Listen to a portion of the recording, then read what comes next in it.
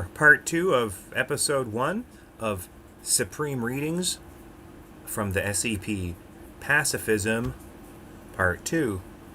Let's share a screen or two here. And of course, I'll be indulging in the most pacifist drug known to man, cannabis, as I read you this article. I recently posted that was Kirk's dumbest position, rest in peace, but his dumbest position was that weed is bad because it's pacifist. That's basically, I heard him say this yesterday. I was, reviewing all of the arguments in circulation. Let's keep going here. You can read my article, Peace is Not Resignation, for more about the relationship between drugging the populace and warlike sentiments. But without further ado, let's read what the professionals say. By the way, if you're not used to reading the Stanford Encyclopedia of Philosophy, you can always scroll down to the very bottom and see what professor wrote it, what university they're associated with. Let's take a look. I didn't want to spoil it. Spoil the surprise last time, but look. Well, look. Fresno. Anyway, you can always do this. These people are not, of course, just reporting their own ideas. They've done a lot of work compared to your average Wikipedia author, because the editors of the Stanford Encyclopedia actually understand logic, because they edit the articles about logic. So they can tell you, if you are the author of this, if something is wrong. You can think of these articles as a catalog of every argument ever made on a given topic. So if your argument's not here, you're doing something new. And if your argument is here, you better know what people have said in response to it. Otherwise, you're just flailing in the wind. To the tune of Bob Dylan. Your argument, my friend, is flailing in the wind. Section 2. Varieties of pacifism.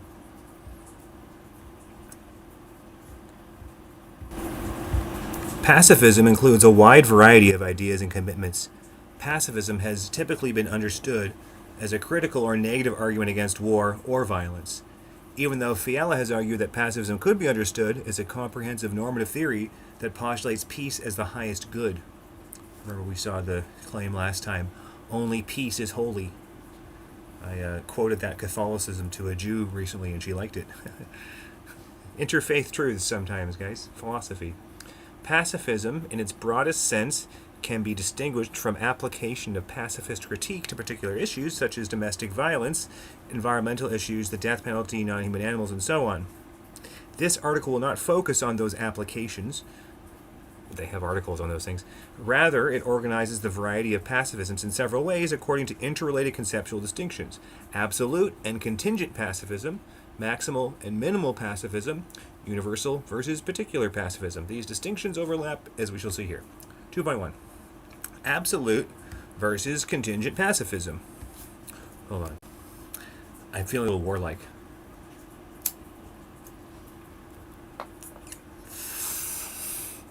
Much better. This distinction organizes different answers to the question of how obligated we are to reject violence and war.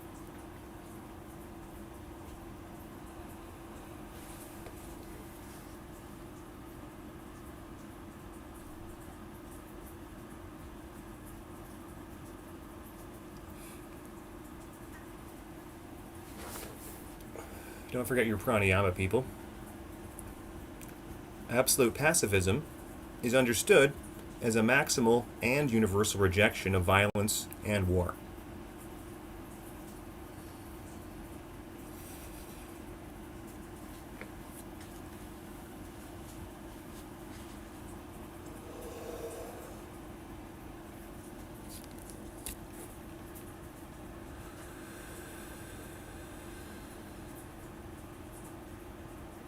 Absolute pacifism is understood as a maximal and universal rejection of violence and war. Absolutism in ethics, or moral absolutism, holds that moral principles are eternal and unchanging and that they admit no exceptions.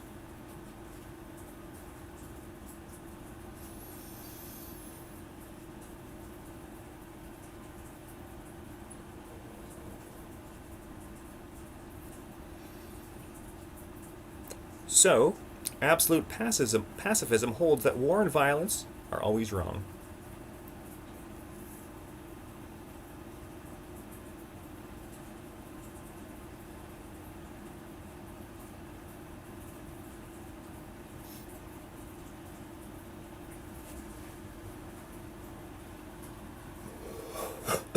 Excuse me. So, absolute pacifism holds that war and violence are always wrong. One recent proponent of a version of absolute pacifism is Michael Allen Fox.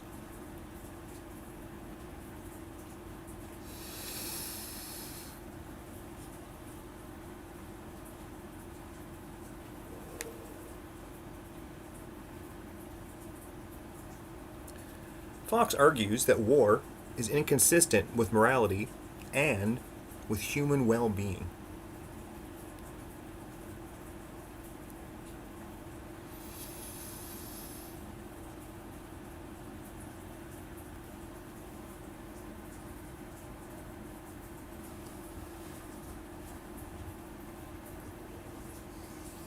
He concludes by asserting a quote-unquote very strong form of pacifism, unquote, and admits that this results in some uncomfortable conclusions, such as that, quote, even military action aimed at protecting people against acute and systematic human rights violations cannot be justified, unquote. How does that sit with you?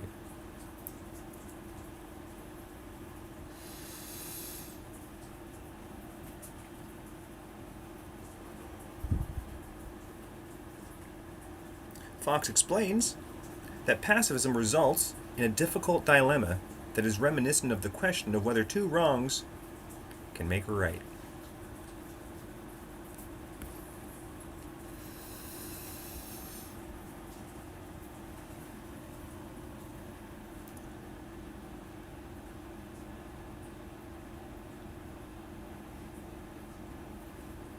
Fox asks, quote unquote, should immoral actions be used to stop other, perhaps gravely more immoral actions? He answers no, and maintains that this shows us that we have to work to find ways to move beyond our reliance on war as the solution to social and political problems. A similar conclusion has been argued by Holmes, who concludes that morality and warfare are quote-unquote antithetical.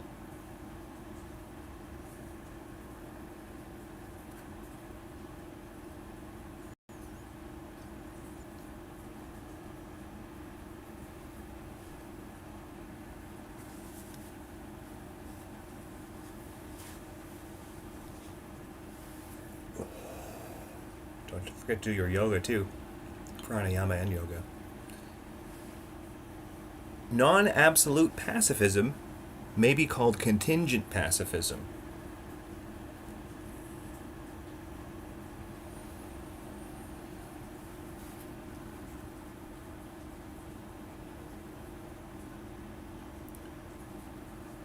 While absolute pacifism admits no exceptions to the rejection of war and violence, contingent pacifism is usually understood as a principled rejection of a particular war.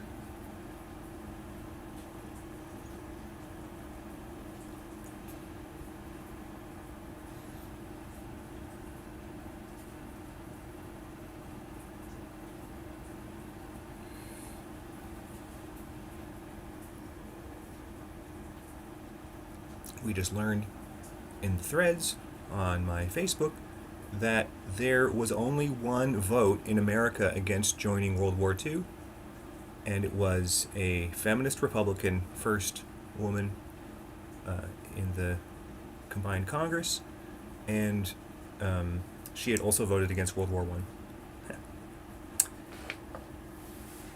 No comment on that for now. We're talking about the theory.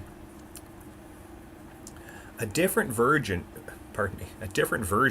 of contingent pacifism can also be understood to hold that pacifism is only an obligation for a particular group of individuals and not for everyone. I'm holding my tongue here. Contingent pacifism can also be a principled rejection of a particular military system or set of military policies.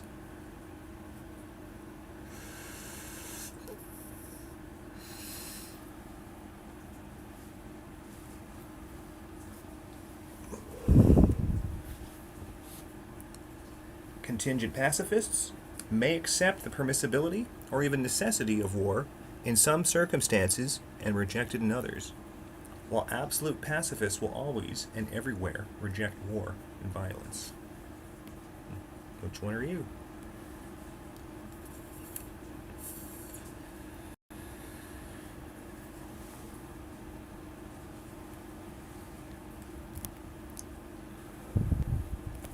Absolute pacifism is often connected with a religious standpoint in which nonviolence is seen as a religious commandment.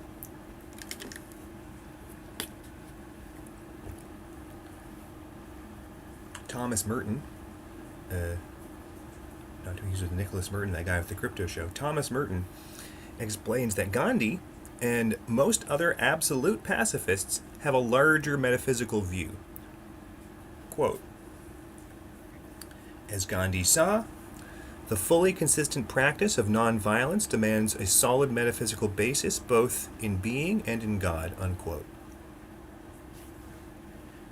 There is an open question about how absolute, quote unquote, Gandhi in his pacifism. But it is clear that he is often viewed as a paradigmatic figure of what Allen calls absolute nonviolence, quote unquote.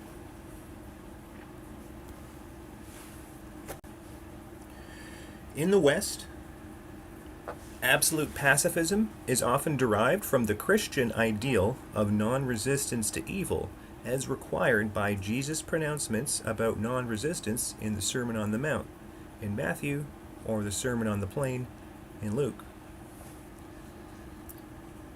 In Indian traditions, it is grounded in the commitment to ahisma, or nonviolence, that is derived from a larger metaphysical picture which emphasizes karmic interdependence, ascetic self-abnegation, and compassion. The religious founding of absolute pacifism is often tied to the idea that there is merit in suffering violence without retaliating.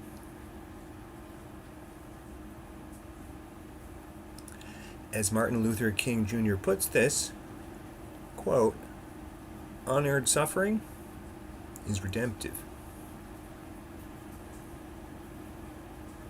You all know this, don't you? Next paragraph.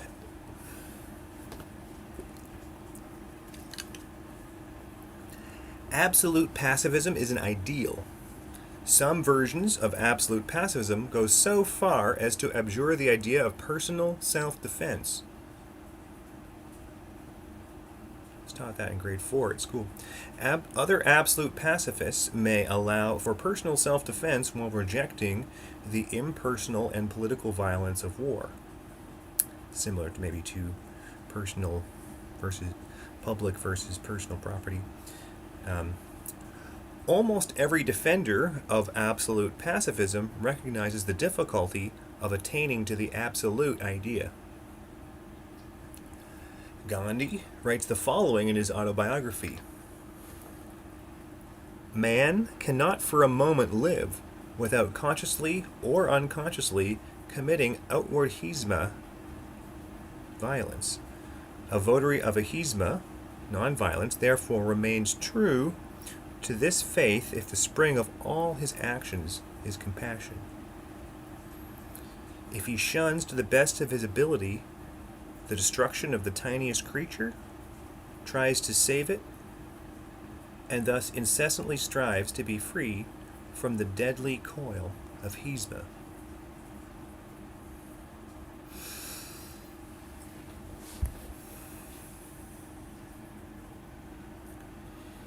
He'll be constantly growing in self-restraint and compassion, but he can never become entirely free from outward hisma. Unquote. The absolute ideal is nearly impossible to achieve because we must harm other beings in order to survive. We must kill in order to eat, hence we're alive, and the world often presents us with difficult kill or be killed choices, as in the question of self-defense or war. Absolute pacifists may hold that it is better to be killed than to kill. But such a choice may be impossible for many of us to make. Pacifists will often argue that this way of describing a situation as one where the choice is kill or be killed usually presents us with a false dilemma. Often, there are other nonviolent alternatives to either killing or being killed. But when presented with such a stark choice, absolute pacifism may require self-sacrifice. This is certainly true of radical honesty, which I suggested in Is World Peace Possible, is a strict requirement for world peace, since lying is a form of assault. Deception is what I put it is that deception is a form of warfare, so it's actually more on topic with this. Anyway, back to the source, back to the text, folks. Enough of this Adam Golden guy. Excuse me. Contingent or conditional pacifism qualifies such an uncompromising condemnation of violence and warfare. We'll stop. Excuse me. Still recovering from a cold. Don't blame the pacifism. Albert Einstein and Bertrand Russell, for example, were both supporters of the war against Nazi Germany, despite the fact that each considered himself to be a pacifist. And I hope everybody knows Albert Einstein invented the bomb that ended the war. Yes? Okay, It's relevant that he's Jewish anyway. Russell is English. I guess the English were involved in reestablishing Israel and all of that, so make of that what you will. It's all very relevant. Russell was jailed for his pacifism with regard to World War I, but then he said, well, if you would listen to me in World War I, you wouldn't need to wage World War II, but you do, and he supported it. And he's a pacifist, okay? One of the most famous pacifists. Went to jail for it, did you? Who's a pacifist, right? Russell uses the word relative to describe the contingent nature of the commitment to peace. One's commitment to pacifism depends upon, or is relative to, the nature of the war. Relative pacifism means, for Russell, that very few wars are worth fighting, and that the evils of war are almost always greater than they seem to excited populations at the moment when war breaks out. Russell calls his position quote-unquote political because his emphasis is on war and political institutions, not on a personal commitment to nonviolence. Along these lines, David Courtwright has described what he calls quote-unquote realistic pacifism. Well, let's get real, folks. Courtwright claims that in the realm of nuclear war, pacifism is absolute. But in other sorts of conflict, pacifism is quote-unquote conditional and pragmatic, and, quote, predicated on a presumption against armed violence, but it acknowledges that the use of force, constrained by rigorous ethical standards, may be necessary at times for self-defense and the protection of the innocent. This is something emphasized in Christianity as well as in the Templar Code, written by my ancestor, in which it says, unlike Trudeau's father's document, it says, protect the poor, widows, and orphans. And, the Charter of Rights and Freedoms in Canada does not include class as a protected category. So it's a bit unchristian, the human rights of Canada.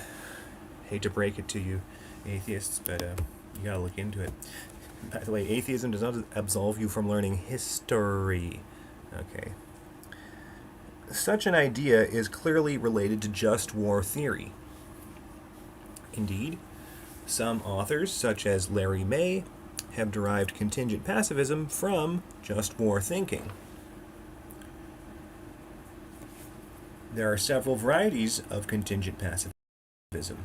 A basic distinction to be made here is whether one's argument against a given war is merely occasional or situational, what we might call a contingently pacifist argument against a given war, or whether one is offering a broader argument against wars of a certain type, or wars that are generally fought under certain conditions.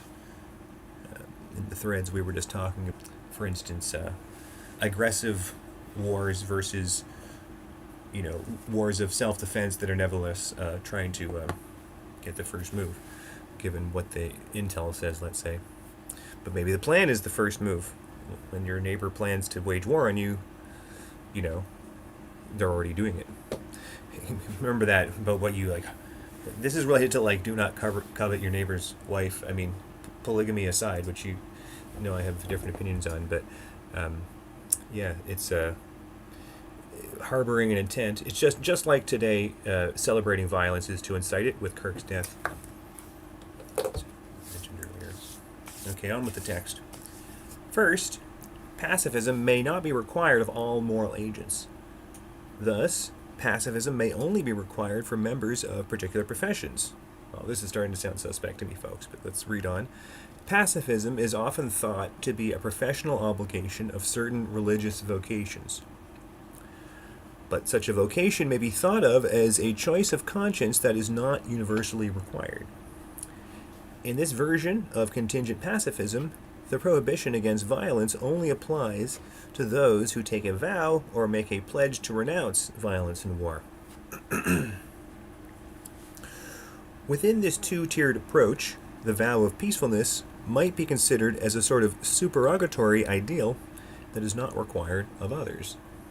This would be analogous to the full rules that Jews have to follow versus the Noahide laws that everyone is supposedly beholden to, but it's a much less stringent requirement. This is important to the fact, I think, that Judaism was bringing moral realism to the fore via monotheism, and that wasn't going to fly at all if they said, oh, well, morality is objective and here's 5,000 things that we say you have to do to satisfy objective morality.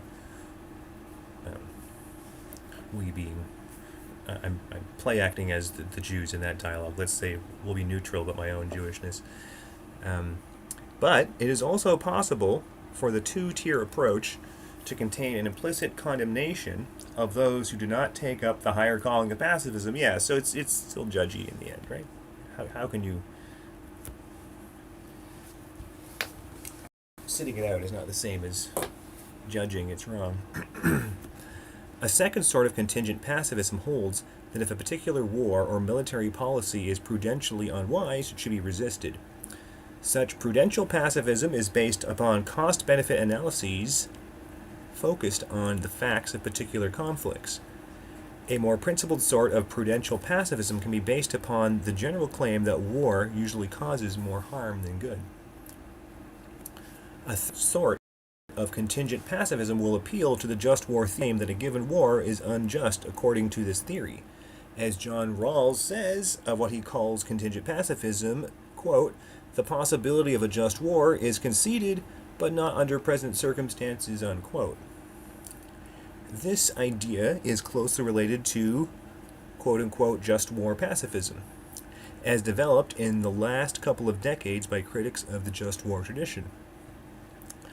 Just war pacifism maintains that modern wars are not fought according to the standards of the just war theory because, for example, they make use of aerial bombardment and other means that do not adequately discriminate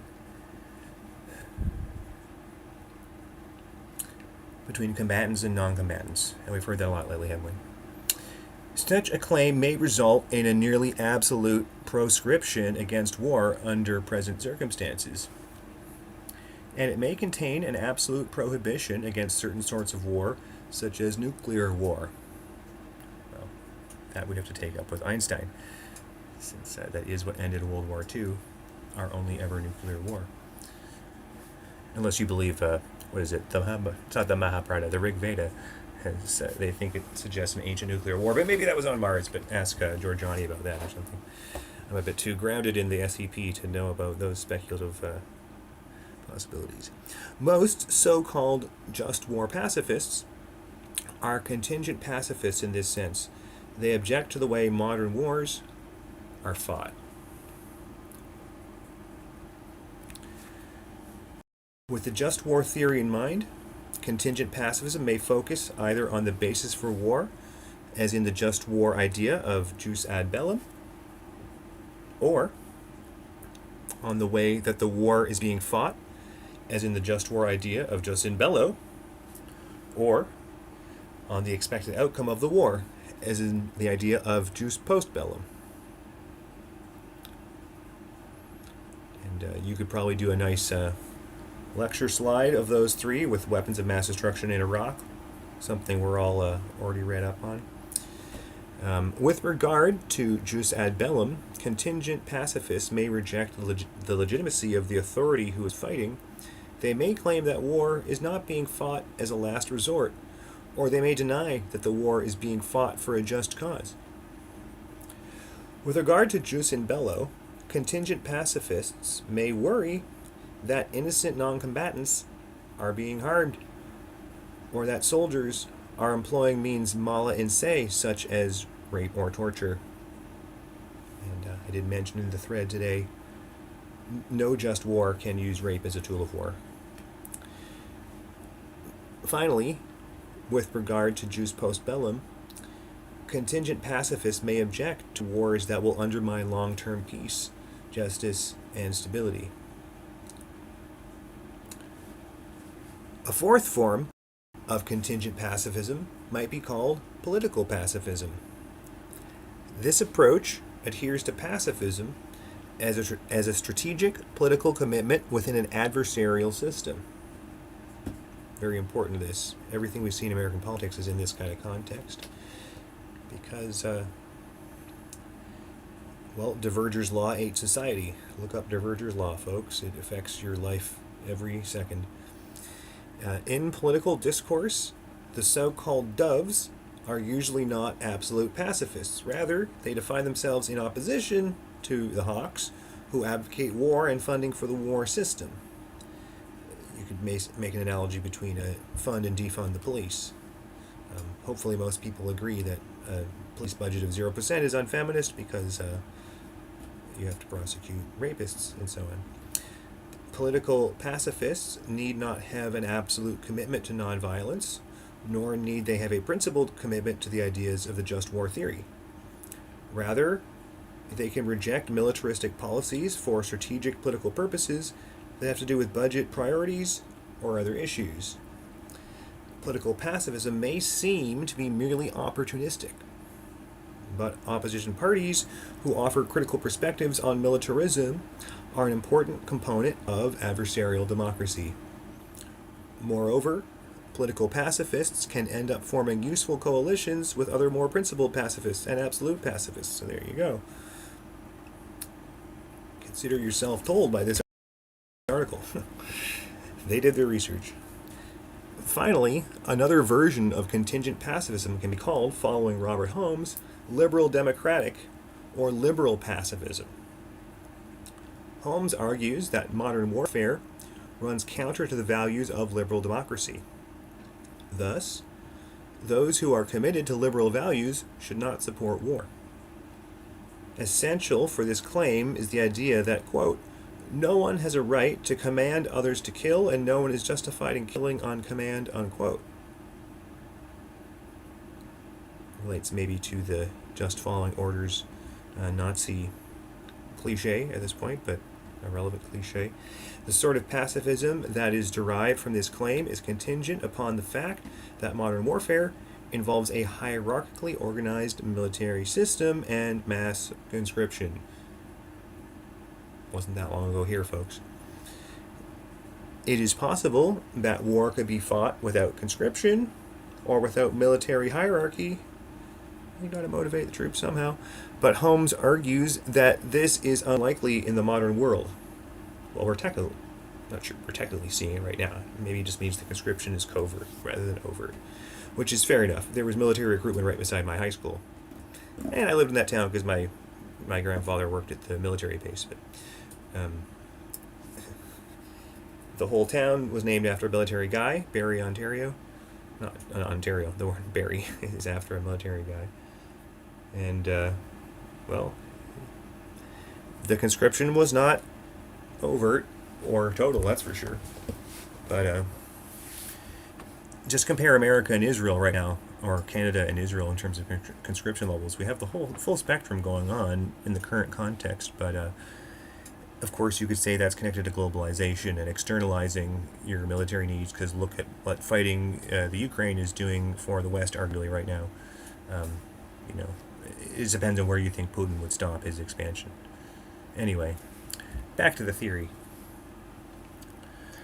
Moreover, this sort of pacifism is contingent upon our social and political commitments. Those who are committed to other social and political ideologies may find that war and the war system are morally and politically acceptable. Contingent pacifism is often based upon empirical and historical judgments about the way wars are fought. Such judgments will vary depending on changing circumstances.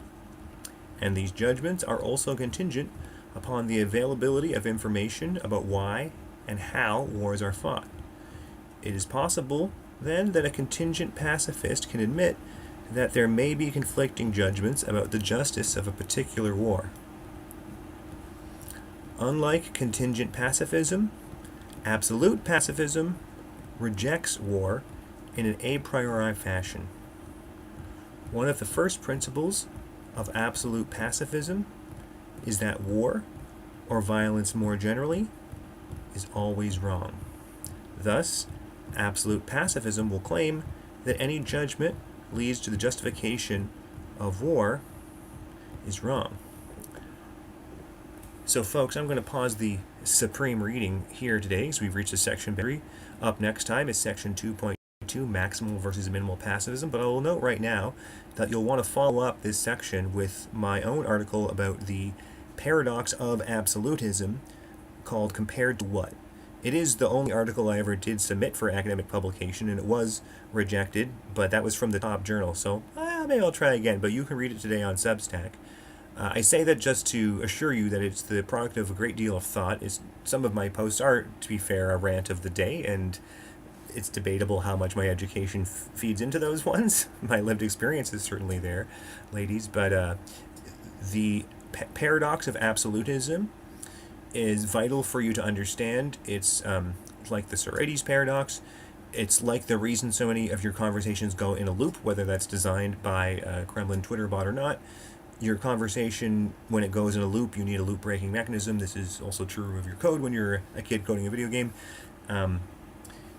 So look it up. The paradox of absolutism is the right way to frame it, because I've personally witnessed undergraduates waste sheer fuck tons of hours running arguments in a loop, and then they do it on the internet as well, because they don't have a mechanism to break out of the cycle. Not the cycle of violence, which is the other cycle we're talking about breaking out of here, but just the cycle of argument. Even though argument is not violent, you still need a way to break the cycle so you actually reach some kind of conclusion. You don't want what's called myopic discussion in Chun and Dugan's formal theory of democratic deliberation, because in that theory, what's called myopic discussion in that theory, there's no guarantee of it halting or reaching any decision. And another version is path dependent, so it also becomes arbitrary, like whoever had some arbitrary power decides the conclusion. And that's actually why we need an adversarial system in courts. That's actually proven essentially in Chun and Dugan very recently in their formal theory of democratic deliberation. It's not 100% proven, but it's very, very strongly established given the kind of simulation that they set up mathematically. So look that up too, formal theory of democratic deliberation. Look up the dialogical roots of deduction, and of course pacifism on the SEP, and see how they relate to the paradox of absolutism and how we break out of infinite loops, the kind you get when you design your video game and you mess that up too. Peace.